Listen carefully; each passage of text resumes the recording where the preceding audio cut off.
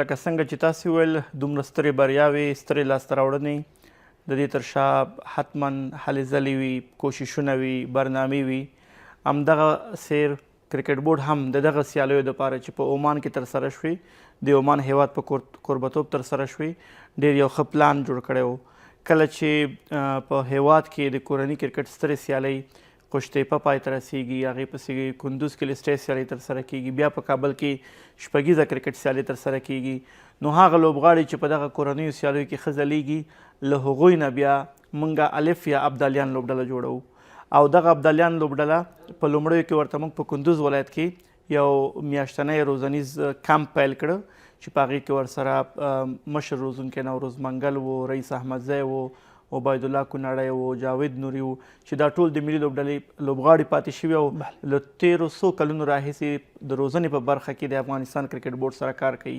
نو کندوز کې ښه تمرینات ترسره کړل، له هغې وروسته دلته په کابل کرکټ لوبغالي کې دوی تقریبا 20 ورځې تمرینات ترسره کړ. بیا موږ د یو ځانګړي پلان له مخې چې دغه سیالۍ په عمان کې کېدلې، موږ دوی ته په عمان کې هم د عمان هیواد سره یو دوه اړخیزه تمریناتي سیالۍ تنظیم کړې او له هغې وروسته د عمان او هانګ په ګډون په یو 3 اړخیزه لوبلړۍ باندې هم خبرې وشوې، هغه مو ورته هم ترتیب کړه چې موخه زموږ دا وه تر څو زموږ لوبډله مخکې د مخکې عمان ته ولاړه شي، هلته دغه هیوادونو سره سیالۍ وکړي، نو هلته به د آب و هوا او د ویشتنځای میدان هر څه سره به ښه بلد شي. بیا چې کله د ځوانانو اسیا جام ته ځي نو دوی به مخکې له مخکې د میدان او د آب و هوا هر څه سره بلد. هماغه و چې تاسې ولیدل عمان سره مو سیالۍ وکړې، هغه 3 اړخیزه لوبلړۍ هم موږ الحمدلله وګټله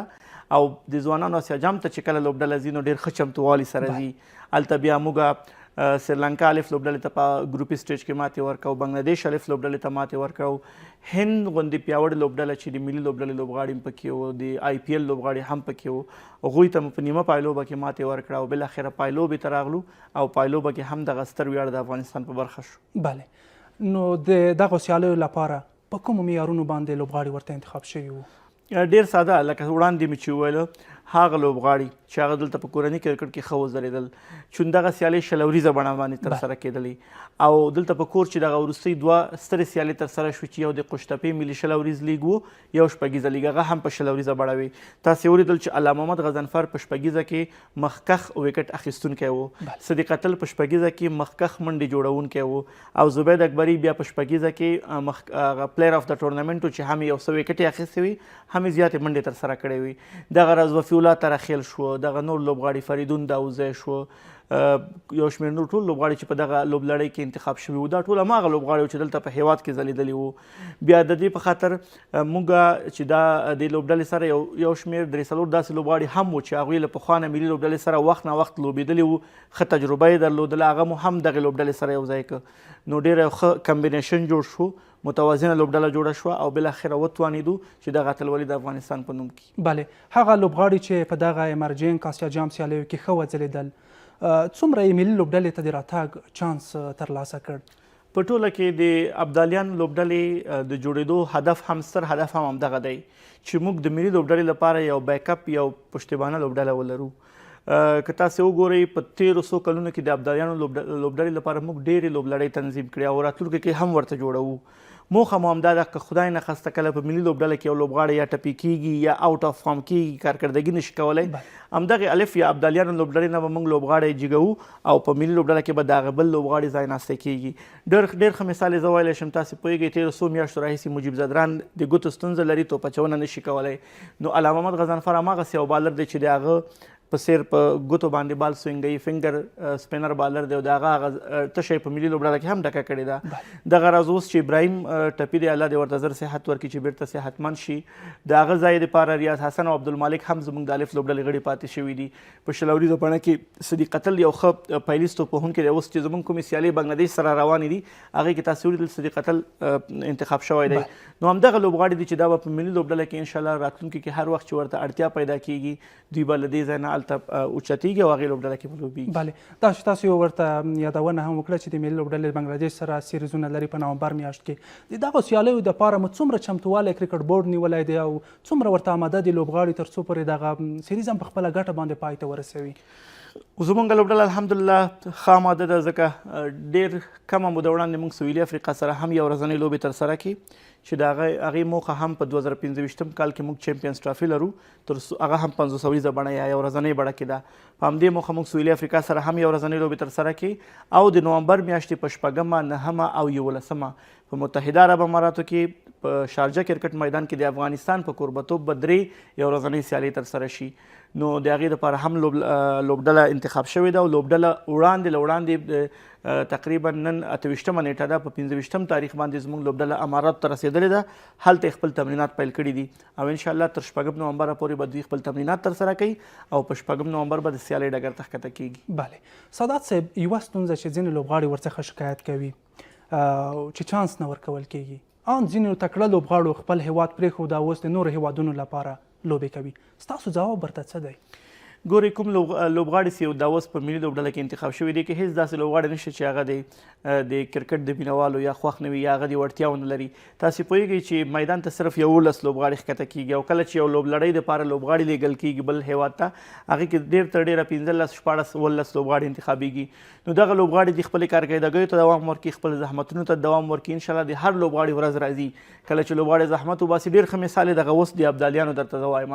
دغه لوبغاړي مخکې دې کې ډېری داسې لوبغاړي چې مخکې په دغه لوبډله کې نه وو، خو کله چې دوی دلته په کورني کرکټ کې ښه پرفارمنس وکړو، په شپږیزه کې وځلېدل، په لیسټۍ کې وځلېدل، په قشتېپه کې وځلېدل، موږ ورته چانس برابر کړو، رامووستو الف لوبډله کې او انشاءالله د مرور سره د وخت سره به دوی ملي لوبډلې ته هم لاره پیدا کړي. بله هغه لوبغاړي چې دوی د نورو ملکونو دپاره اوس لوبې کوي، غوښتنه مو ترې څه ده چې آیا بیرته افغانستان ته راشي، دلته د افغانستان دپاره لوبې وکړي که نه خپل کرکټ ته مالته ادامه ورکړي؟ ځکه دوی وایي دوی هغه خبره داسې ده، دوی هغه غوښتنه داسې ده چې موږ ته چانس په افغانستان کې نه راکول کېږي. دغسې نه ده، په افغانستان کې هر هغه لوبغاړی چې زحمت وباسي هغه ته چانس ورکول کېږي. ما یې مخکې هم درته وړاندې دا د ابدالیانو لوبډلې مثال درکړه. ډېری لوبغاړي شاید د شخصي ګټې لپاره خارج ته لاړ شي. تاسې پوهېږئ چې په خارج کې بېلابېلو هیوادونو کې چې هغوی فل ممبر نه دي، هغوی کلبونه لري او د کلبونو کې د لوبېدو پر اساس باندې بیا لوبغاړو ته پیسې ورکوي. نو زه وایم چې دوی دا دومره سخته ګالي او بهر ته ځي او هلته بیا یو کلب سره لوبېږي. زه فکر کوم د هغې نه به دا زموږ د کورني کرکټ سیالۍ ډېرې پورته وي. که زموږ فرست کلاس سیالۍ وګورئ چې په هغې کې ټول د ملي لوبډلې لوبغاړي لوبېدل، که زموږ لیسټۍ سیالۍ وګورئ تاسې، که زموږ قشتېپه، شپږیزه، زرغونجام وګورئ، که دغه سیالیو کې ولوبېږي دا د بهر د کلبونو د سیالیو په پرتله ډېرې ښې سیالۍ دي او دلته هم نه تنها چې دوی لوبېږي، دوی ته د دوی هغه میچ فیس هم ورکول کېږي او کله چې دوی بیا د کورني کرکټ قرارداد ورکول کېږي د هغې په اساس باندې معاش هم ورکول کېږي. نو دوی د خپل هیواد کې ولوبېږي، زحمت دې وباسي، صبر دې وکړي، انشاءالله کله چې دوی خپله وړتیا ثابتوي دوی مخکې راځي او په پورته لوبډلو کې ځای ورته پیدا کېږي. بله سادات صاحب، بېلابېلو لوبډلو ته لکه تا چې نومونه واخیستل، افغانستان ملي لوبډله، الف لوبډله او همدغه ډول 19 کلنو لوبډله، دغو لوبډلو ته د لوبغاړو د غوره کېدو معیارونه کوم دي او په کومو معیارونو دغه لوبډلو ته لوبغاړي غوره کېږي؟ ګورئ، په دې اړه خو تاسو ته د غوراوي کمیټې غړي کولی شي مفصل ځواب درکړي، خو بیا هم په ټوله کې زموږ د کورني کرکټ پروسه ډېره واضح پروسه ده. کله چې لوبغاړی د لومړي ځل لپاره کرکټ پیلوي، هغه په یو خپل ولایت کې، په کوم ولایت کې چې دی اوسېږي، د کوم ولایت هغه چې لري تذکره چې لري، هملته دی په یو رسمي کلب کې اول اکاډمۍ کې زده کړې کوي، بیا راځي او رسمي کلب سره ځان ثبتوي. نو موږ په ولایتو کې د ولایتي امریتونو لاندې کلب لیول سیالۍ کېږي. کله چې په هغه کلب لیول سیالیو کې یو لوبغاړی راپاسېږي، ښه کارکردګي کوي، هغه بیا راځي ولایتي لوبډلو ته. په ولایتي لوبډلو کې موږ 2مه درجه ولایتي سیالۍ لرو، لومړۍ درجه ولایتي سیالۍ لرو. هلته چې لوبغاړی ښه پرفارمنس کوي راځي